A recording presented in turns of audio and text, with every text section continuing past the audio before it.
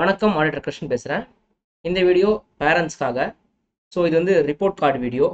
உங்களுக்குலாம் தெரியும், நம்ம அடிக்கடி இந்த ரிப்போர்ட் கார்டு வீடியோன்னு ஒன்று போடுவோம்.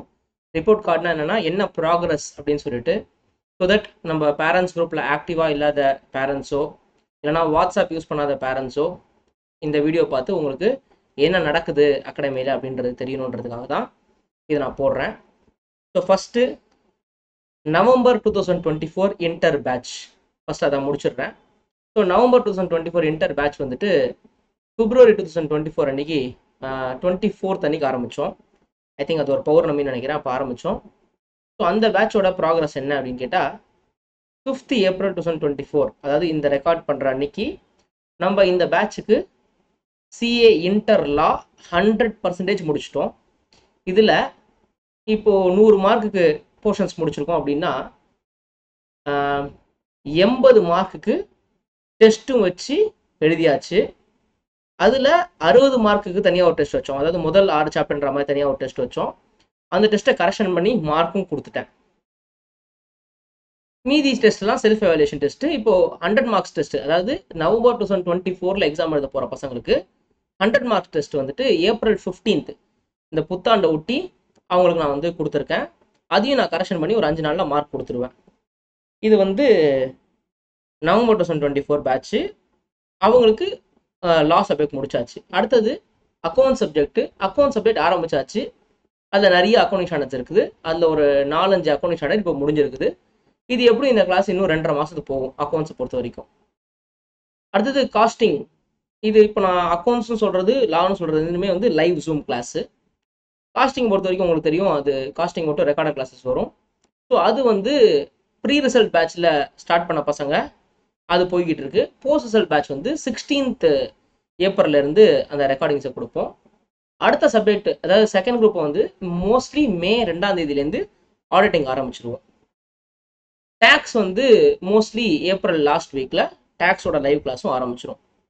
ஸோ இதோட நவம்பர் 2024 ரிப்போர்ட் கார்டு முடிஞ்சிருச்சு. அடுத்தது வந்துட்டு ஃபவுண்டேஷன் June 24 எக்ஸாம், அதாவது இந்த வருஷம் இன்னும் 2 மாதத்தில் வரப்போகிற எக்ஸாம், அதோட ரிப்போர்ட் கார்டு.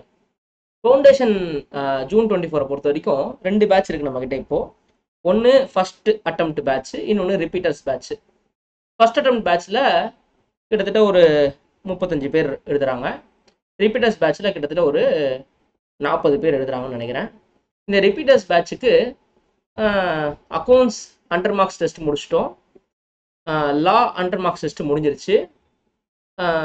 அதோட டெஸ்ட் கரெக்ஷன் தான் போய்கிட்டு இருக்கு. இன்னும் 2 நாளில் நான் கொடுத்துருவேன் கரெக்ஷன் பண்ணி மார்க்கு.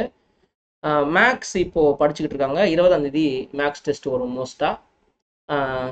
அதுக்கப்புறம் இந்த மாத கடைசிக்குள்ளே எக்கனாமிக்ஸும் முடிஞ்சிடும்ன்ற மாதிரி இருக்குது.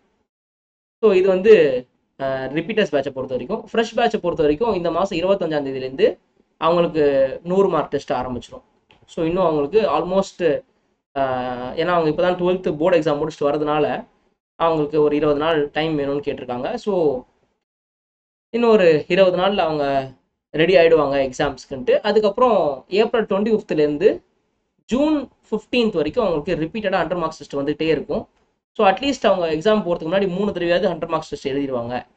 ஸோ 12th படிக்கிற பசங்க ஷார்ட்டாக கிளியர் பண்ணுறது அப்படின்றது தான் என்னோட ஆசை. கிளியர் பண்ணிவிடுவாங்க, அதை நான் வந்து கேரண்டியாக சொல்ல முடியும். 12th முடிச்சுட்டு, போன வருஷம் 12th முடித்த பசங்க, பிகாம் படிக்கிற பசங்க ஒரு 5-6 பேர் இருக்காங்க. அவங்களும் படிச்சுக்கிட்டு இருக்காங்க. ஆனால் அவங்க ரொம்ப டஃப்பாக ஃபீல் பண்ணுறாங்க. சில பேர்லாம் இன்னும் 2-3 சப்ஜெக்டே முடிக்கல அப்படின்ற மாதிரி இருக்குது.